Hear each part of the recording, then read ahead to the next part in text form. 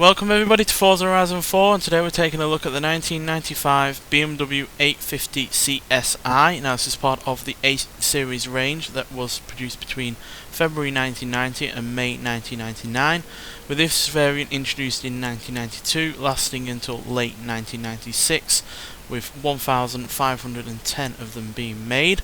And the 8 Series in general had a lot of firsts, either for the car industry as a whole or for BMW, as this 8 Series was the first V12 engine to be mated to it was the first car to have a V12 engine that was mated to a 6-speed manual gearbox. Unlike Lamborghini, who had to wait until the Diablo to do that, even the Countach didn't have a 6-speed manual to go with its V12 engine. And it was also one of the first vehicles to be fitted with an electronic drive-by-wire throttle, and one of BMW's first cars to use a multi-link rear axle to provide better grip and stability.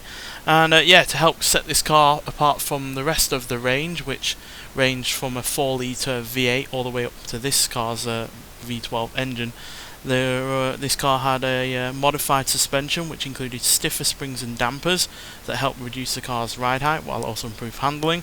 The recirculating ball steering ratio was dropped by 15% over the standard setup for the 8 Series range. It also had a front and rear bumpers were reshaped to improve aerodynamic performance. It had 4 round stainless steel exhaust tips, replacing the square tips for the rest of the range, also to help it stand apart visually. And it only ever came with the 6-speed manual as well as if you got one in Europe, but I don't think this is actually a European version. But the European version also had 4-wheel steering, upgraded and ventilated brakes, a rear differential oil cooler, engine oil cooler, 2-tone interior, sporting seats, and reshaped mirrors.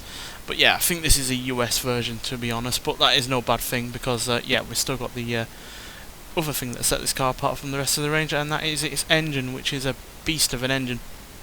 It's a 5.6 litre naturally aspirated V12 engine, producing 372 horsepower and 402 pounds-feet of torque. So that's a pretty healthy amount, and made it the most powerful BMW for a long time, until at least the 2000s. And was a cracking engine in a lot of ways. It's smooth, it's got plenty of torque. For the first few gears you've got a lovely surge with that engine to go with it, and then the next few gears after that are all about the power. And this car is no slouch, despite weighing 4,240 pounds. So it's hardly a lightweight car, unlike other performance BMWs of the time.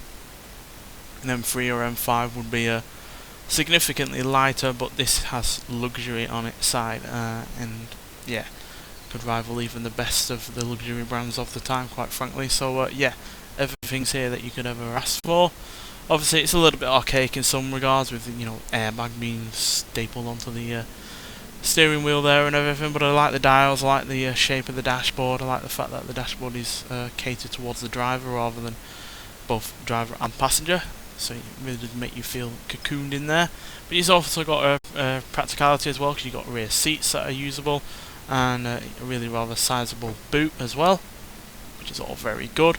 But at the end of the day, as much as this has all of the power and the suspension and the brakes and the rear-wheel drive, 6-speed manual transmission and front engine layout, it is a sports car in some regards, but at the end of the day I see this more as a Grand Tourer, and it really quite was, with its practicality and the fact it's got that large and smooth running engine.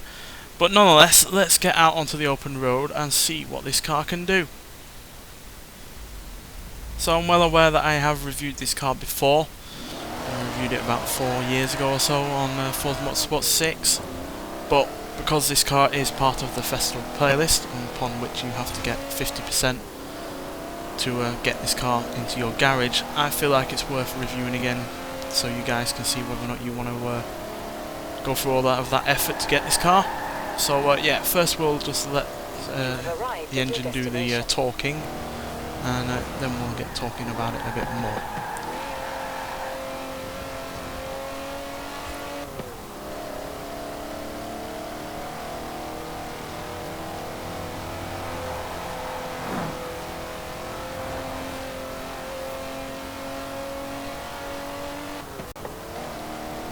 So yeah, it's a lovely sounding engine. Sure, it's not the high revving monsters of Lamborghini or McLaren, but it's, yeah, still a great sounding engine in its own right, and it's got its own unique personality because it's got more torque than horsepower. So the first few gears are favoured towards the torque aspect of the vehicle. So it's got a lovely surge on the go, and then the rest of the gears are more catered towards the horsepower, which is why it's got such a high rate of speed, really, because yeah, 181 is really not all that bad, though obviously they rated it lower down to meet regulations, so it's about 155 or thereabouts. But I imagine this would get up to about 180 given the proper conditions, if you had a long enough runway and the like. And yeah, it's, even though it obviously weighs a hell of a lot for a coupe, even from the 90s, it's no slouch in terms of acceleration.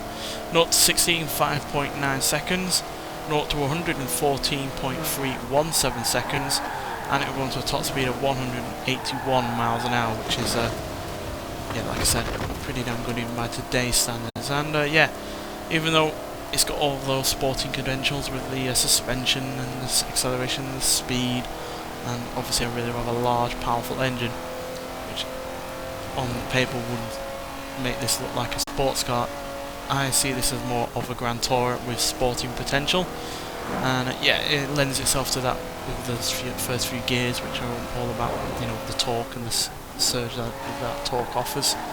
So you can pretty much be in a higher gear and, you know, being safe in the knowledge that you can get to that power even in a higher gear, which just makes this a really rather easy car to drive. Obviously it was only available with the 6-speed, but even if you wanted an automatic, you wouldn't have to lose out on too much horsepower to get that kind of car, because the 850Ci, which is the version below this, is still rated at around 322 horsepower, so that's still not half bad. But this is a one to go for if you're after the power and the overall luxury and performance that you get with being the range topping variant, which this offers in so many ways. And yeah, I'm really glad it's back on a Forza game, to be honest, because we did have it in Forza Motorsport 7 and I was afraid that we weren't going to get this on this game because it wasn't included in the main base game. I am pleased to see that it's finally made its debut on this game, and yeah, it's well worth doing the 50% of the festival burst, which I did fairly quickly, but then again I already had the Rivals event done and the multiplayer seasonal event done, as in the level that you have to do. I'll show you, it's easier to show you than explain it, to be honest. So basically all I did was get the photo, which is easy enough to do, takes you a minute, then the stunts, which again don't take very long if you've got the right car, one of the championships, again only 3 races to do that, and then I already had these completed from the previous season, which obviously carry forward towards the other season, so it's well worth doing these when you have the chance to do them. So monthly rivals and yeah, the online adventure, and yeah, that's it really, and you got all of this car for doing that. And yeah, it's a cracking car, like I said, and yeah, well worth getting. And yeah, if you love your BMWs, you'll hopefully love this as well. But even as someone who has some critical things to say about BMW, especially their modern cars, this is easily one of my favourites. So yeah, even with my critical head on, I can still see that this car is great in a lot of ways, and yeah, certainly one of the more unique vehicles from the 90s, as well as BMW's back catalogue. Nonetheless, thanks for watching, and I'll see you in the next one. Bye.